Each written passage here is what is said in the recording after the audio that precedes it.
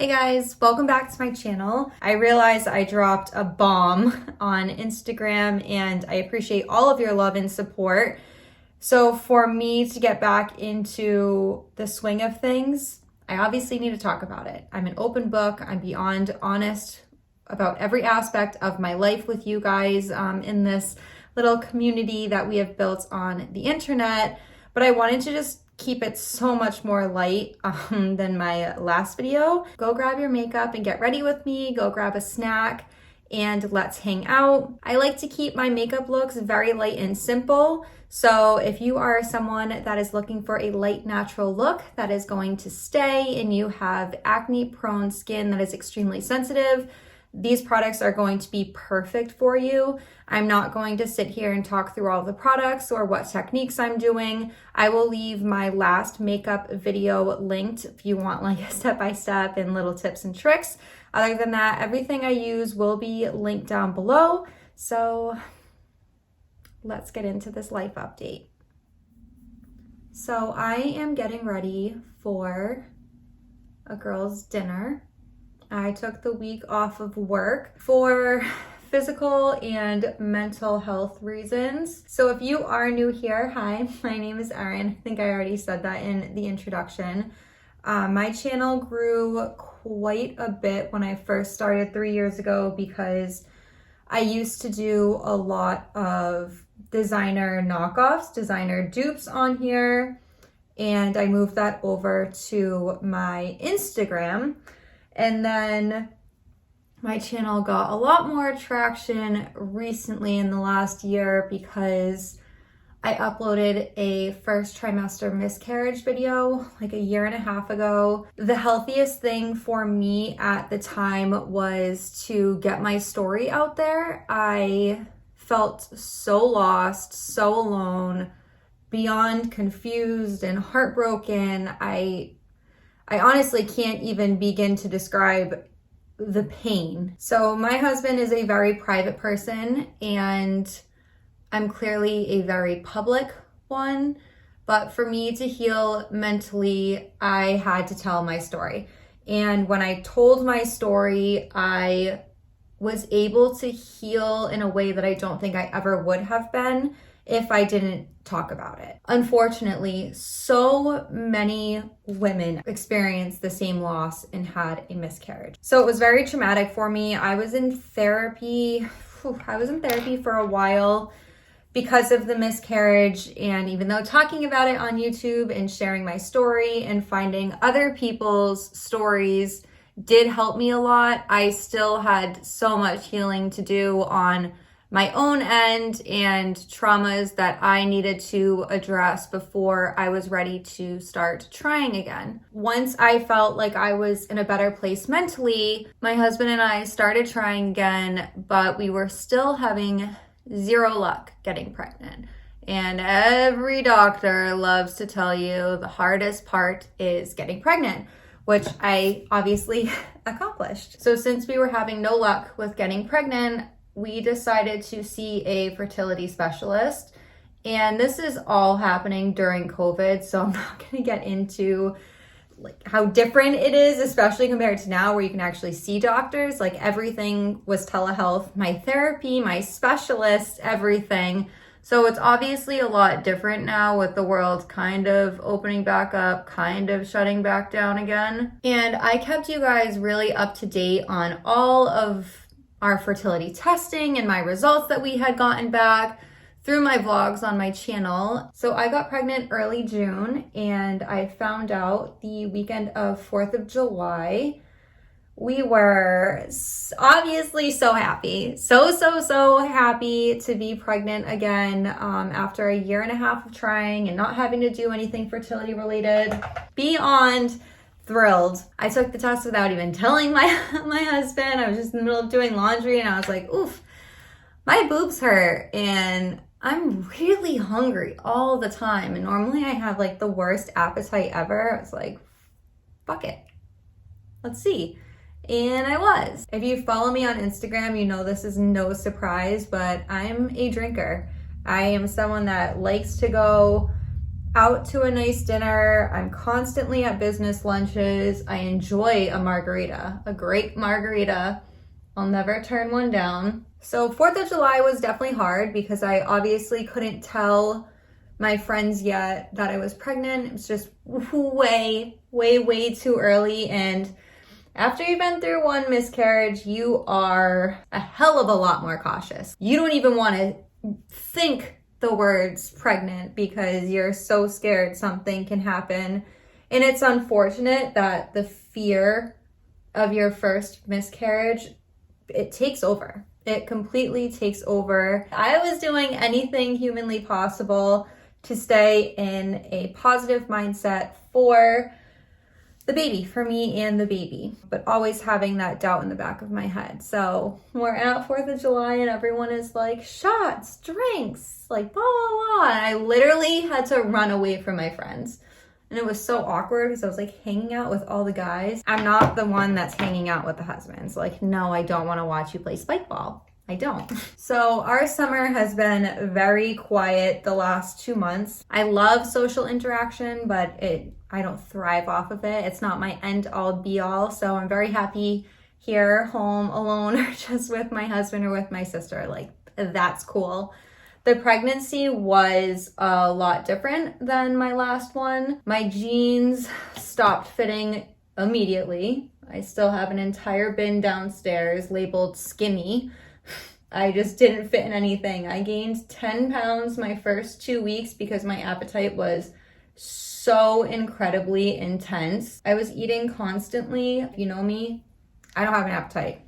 Ever. My boobs grew at least a cup size, like at least. They were so crazy tender and large that I had to get rid of 75% of my bathing suits because not one top was holding those suckers in. I did end up getting morning sickness too, which had never happened before. It was such a crazy feeling because everything tastes 5 times better, at least to me, because like I said, I never had an appetite before. So everything tastes so much better, but as great as it tastes, your stomach is also as sensitive. So it's like your taste buds are elevated and your sensitivity in your stomach is also elevated. So I would have a full ass meal in front of me, be starving, halfway through it, and all of a sudden I was like, no, get out of my system immediately. Something's going to go very wrong. So I was lucky I never actually got sick from having morning sickness. It was more of just constant nausea and salivating. I did make it further along in my pregnancy than last time, and I was able to see an OB this time. I think it was at 8 weeks is when my first scan was, and we went in, we did the interview with the nurse, and then I went in and I met my OB. So I am lucky enough where I was able to get in with an OB in the area, OBGYN that is like highly sought after. So my fertility specialist got me in with him. She said, if I ever get pregnant, you're good. So I got him. And I'm really happy because I'm obsessed with him. I love him. He went to do the ultrasound on my tummy. And when he did that, he was not able to get a heartbeat. So he said that it could be because of how far along I was, like nothing to worry, but because I was clearly nervous after the last miscarriage, he asked if I wanted to do an intervaginal, I don't know these terms, guys, ultrasound for peace of mind. I said, fuck yeah, hell yeah, I do. I need peace of mind because through these 8 weeks, I found out so early that I was pregnant, like way too early. Before my period was even coming, I found out, which didn't help me either. I needed to know because I was not allowing myself to be happy that I was pregnant because I was so nervous that a miscarriage would happen. So he did the internal ultrasound and we saw a heartbeat. So we did see a heartbeat and I couldn't help myself. Tears were flowing. Just the most emotional person ever. which is kind of weird because I'm usually hypersensitive and very emotional, and I felt like I've handled my emotions throughout all of this incredibly well, which I've never been able to do in the 29 years I've been alive. After we were all set with my appointment, he asked us to come back into his office to chat. So I was like, okay. Clearly, all of this is very new to me. I wasn't even sure if my husband was going to be allowed at my appointment. He was. Thank God. Did not want to go through any of that alone again. And we went back into his office and he pretty much said, congratulations. And he gave us the printout of the ultrasound. And he let me know that I was actually measuring under 6 weeks or under 7 weeks. He said I was measuring under 7 weeks, but that it's pretty common to get the due date off a little bit.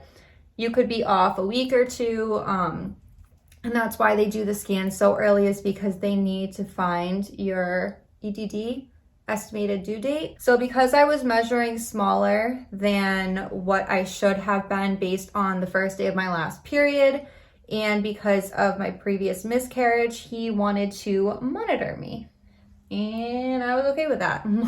Monitor me, make me happy, let me know that we're okay. So I would pretty much get an ultrasound in between every appointment with him to make sure that the baby was growing. So all of that was good. He gave us no reason to be concerned whatsoever. But of course, the second I allowed myself to be happy was the second that gets ruined. Circling back to the video that I did a year and a half ago with my first trimester miscarriage story. I did that because when I was bleeding and going for emergency ultrasounds and not receiving any answers back from medical professionals, I turned to YouTube for help, for answers, to see if I was alone, to see what was going on, to prepare myself if God forbid. I thought it would be awful if I did not return the favor knowing I have this platform. So I filmed my own. And in the video, and I believe in the description box, I said, please reach out to me, leave a comment, DM me on Instagram if you are ever in a similar situation, if you have no one to talk to, if you just need to share your story. I've connected with so many of you through loss, and I think that's a special kind of bond. I really do, because if you've never experienced this, you'll never be able to, I'm not gonna cry, but you'll never relate.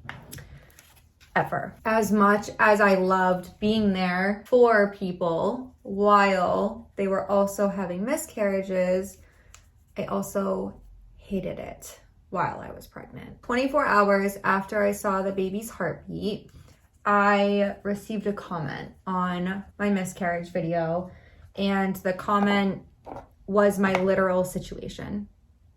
Verbatim was me. And the woman pretty much said, I just had a miscarriage. I was supposed to be 8 weeks. I measured under 7, and now I am 9 weeks and had a miscarriage. So here I am, 11:30 at night, lying in bed. My husband's fast asleep, because guys have no worries in the world and fall asleep instantly, like sorcerers. I'm freaking out. I'm having a panic attack, and the couple people that did know that I was pregnant, I'm talking to them, and they're trying to talk me down, because obviously stress is not good for the baby. It's not good. Stress is the worst thing ever for your body. I didn't want to be in that headspace at all, obviously. I was finally allowing myself to be happy that I was pregnant and trust that it was going to work out this time. So I loved having my miscarriage story up and out there to help other women, because it helped me until I got pregnant. And then it ended up being poison for me. I'm still so conflicted about it because I did it for a reason, and it would be selfish to like shut the comments down or make the video private knowing it's helping other people, but it was destroying me while I was pregnant. If you get pregnant after a miscarriage, you are going to the bathroom every 3 hours like clockwork, probably even more. And every time you wipe, you are looking for blood. Every tiny, tiny thing about your body sets you off and you are in panic mode. It's awful. It is so draining. So that comment like really set me off. And after that, I just turned all of my YouTube on my phone, all of my YouTube notifications off. I just couldn't do it. Mentally, I thought I was past it after a year and a half and in a better place. That proved I was not in a better place, or just not ready to relive that while I was trying to be happy. That's the bittersweet thing about being on here and sharing everything on the internet. Once it's on here, it's on here. Might have been okay last year, it doesn't mean it's gonna be good for you now. So fast forward a week. So I decided, because this summer has been absolute garbage, I was going to take every Friday off in August, and I decided to go to a zoo up in Boston with 2 of my childhood best friends, and the zoo was actually awful. So if you were thinking about going to the Franklin Park Zoo, don't. So on the way home, we decided to go to lunch, and being pregnant and having to pee every 3 hours, I went to the bathroom where I then saw blood. And I immediately went into panic mode. It was weird because the last time I had a miscarriage, I was washing dishes and it felt like I got punched in the stomach, and I literally fell to the floor. And then called my husband and was like, hospital now. I was very nervous, but I wasn't like, oh my God, it's happening. I was just concerned. Called my OBGYN, and unfortunately I couldn't make it into his office in time for him to give me an exam.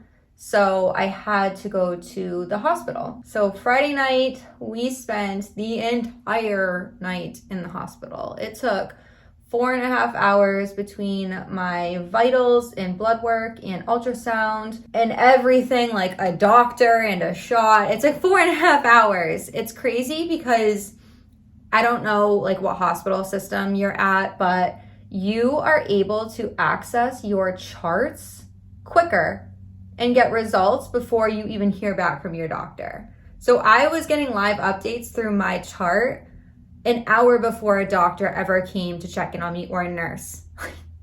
I get everyone's understaffed right now, but hospitals need to fix their systems because that's bullshit. So I don't know what my deal is, but I do know that I have a rare blood type and I have a negative blood type. So what happens in that situation is if the baby has a positive blood type, which you wouldn't know, you wouldn't be able to find that out already, but pretty much my body says, get the fuck out. Get out. We don't want you here. You are foreign. You are bad. You don't belong here. You need to get your ass out. Like, it evicts immediately, which isn't great. It's not great for me, and especially not great for the baby. So I had to get the Rogam shot because first signs of blood in a pregnancy, you have to. Before a doctor came in, like I said, I received my ultrasound results through my portal, said that my baby was measuring under 6 weeks. They saw a heartbeat but could not get a heart rate, but it was probably because the baby was so young, just early, too early to be able to detect a heart rate. And I finally, after an hour waiting, actually an hour and a half waiting, 2 doctors on 2 separate occasions came in and said, oh my God, your ultrasound looks great and baby looks good, so you're good to go and you just need a shot. So they sent me on my merry way. I decided to go to Martha's Vineyard. I had that weekend planned, And my husband and I kind of went back and forth while we were at the hospital if I should go or not. I had not been in any pain whatsoever, so I decided to go to Martha's Vineyard. So I went to Martha's Vineyard for the weekend, girls' weekend. I have a nurse friend that works at the hospital on Martha's Vineyard for the summer. And yeah, we had a great time. We went to the beach, we went out. And Sunday morning, I had to go to the restroom at 5 a.m. And when I went to the restroom, there was blood. A lot of blood. So I quietly went back upstairs, crawled into bed, and cried. So I'm like, what am I doing? Am I just accepting this for what it is? Do I go to the hospital? Do I wait to go back to the hospital at home once I get home? Like, what do I do? And I knew for the amount of blood I had just saw, I couldn't ignore what was going on with my body. So I called my husband. He woke up immediately. I feel bad because we both agreed I should go to Martha's Vineyard. And he was so upset that I was stuck on this island, and he just felt useless and he just couldn't be there. So I called the ER that I had gone to on Friday, and they told me to go to a hospital immediately. Any sign of blood in a pregnancy, get your ass to a hospital. So I woke up. Two of my friends that are nurses were in the same room together, and I was like, hey, crying, like, I'm bleeding. And they just pop. Like, they go into not panic mode, like what they're trained for. Hopped right out of bed and got my ass to the hospital. At the hospital, they were so quick on the Vineyard, like, so quick. I was in and out in 2 hours. When a nurse left, a doctor was popping in. I was in an ultrasound. Like, they were so amazing. And I was really nervous because after Friday, I was not too happy with hospitals. Doctor did a tummy ultrasound and confirmed that there was a white lining in there, which was a sign of pregnancy, but was not a good or a bad sign. Like, it didn't mean that the pregnancy was viable, and it didn't mean that there was a miscarriage. So he then did an exam, and his exam, he was able to see tissue and blood in my cervix, in my lining, and what the fuck ever in the exam, which he said meant a miscarriage, but they would have to confirm through blood work in my HCG levels. So when you're pregnant in your first trimester, your hormone levels skyrocket. There's a cyst that forms on an ovary, and it produces hormone levels until your baby is able to produce the hormone levels on its own. So they take blood work from you when you're pregnant, like in every 48-hour period, or they're just always monitoring it to make sure that your levels are increasing, because they need to be increasing. And because I had my chart from Friday, I was able to confirm that my levels had gone from 22,000 to 19,000, something like that, which they should not decrease. Like, any form of decrease is bad, and they clearly decreased a lot. So that confirmed that I was having my second miscarriage. So obviously, going home from the hospital was rough. Your body literally aborts the baby for you, and it's terrible. The hospital in Martha's Vineyard had given me an IV, and the IV was to help with blood loss, and I guess it helps with the pain of the contractions too. So I wasn't sure if I just wasn't feeling pain yet because I went through a whole IV in an hour. I'd never received an IV before, so that was different. By the time I got home, was with my husband. We picked out all the snacks, literally all the snacks. He made me TikTok ramen. He's just the best. And we just watched shitty TV as my body went through hell. And without asking, my sister took Monday off of work. So I told my husband, like, the worst is gonna happen today. Don't worry about taking work off. He can't take a lot of time off of work. Told him not to. I said, get your ass to work. It's fine. I'll be with Emily. Like, you're with me for the worst of it. We've been through this before. I know how it goes. Except I didn't know how it was gonna go because this time was so much worse than last time and so much different. So I could not sleep at all that night. The contractions were so bad. The clotting was terrible. If you've been through a miscarriage, you know you're looking for it in your pad, in the bottom of a toilet. Your body is aborting life. You're in the shower and you're literally watching it go down the drain. It is so fucked up. It is so fucked up. 2 days ago to see a heartbeat. You saw your baby's heartbeat beat 2 days ago, and now you are watching it go down a drain. Okay. So Sunday morning, my husband leaves for work like really early, like 3:34. And it just so happens that the worst of the contractions were going to be between 4 a.m. and 8 a.m.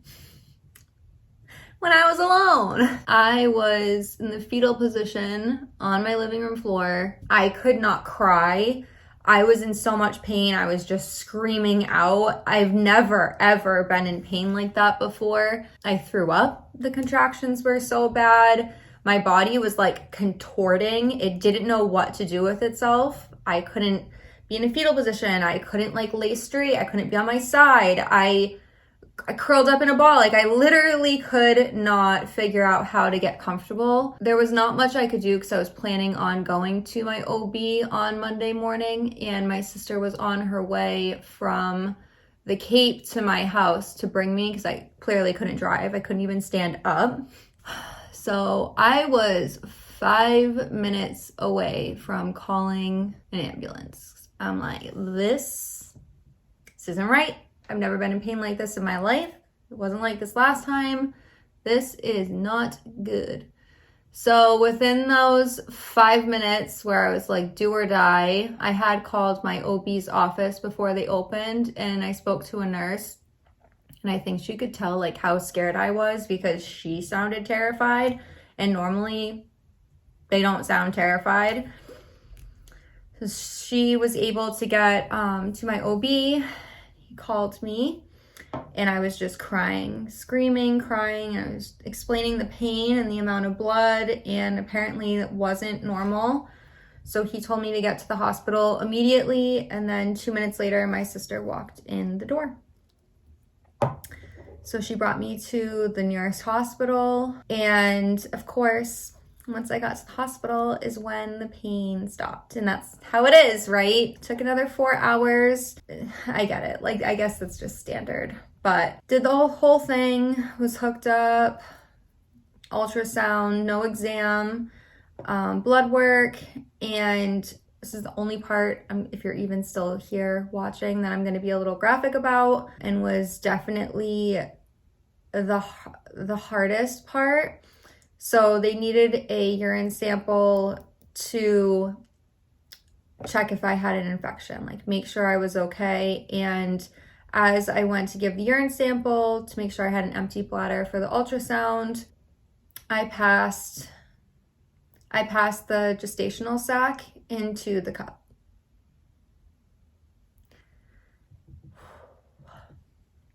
So because I was further along than last time, and my body was cleaning house, I think that was what the pain was from early morning. And it just took that long to come out. I waited for the perfect timing to land in the cup so I could look at it. Then I went to the ultrasound, and shortly after they cleared me, said I did not need an emergency D&C, and that I had passed everything naturally. So that's my little life update. That's where I'm at. Not pregnant, more confused than last time. I'm 100% in a better headspace than last time. You're just so prepared. You're so prepared for it to happen again. And I'm sad, obviously, but I'm not going to let it set me back a year and a half of my life again. Like, I'm not. Now I'm angry. I'm fucking pissed. I'm pissed. I want answers. I just really want answers. I really want answers. It sucks. It's a club no one asks to join, no one wants to be a part of, yet you're here for life. And you carry it with you forever.